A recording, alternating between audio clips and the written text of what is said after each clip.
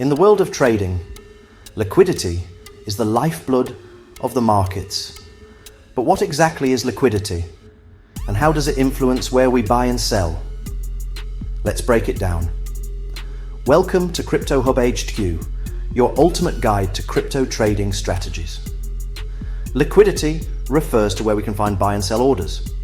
In trading, liquidity often lies near obvious levels, recent highs and lows, consolidation zones, or areas where stop-loss orders are placed.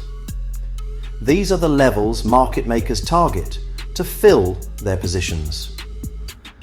Understanding where liquidity exists helps you anticipate market moves.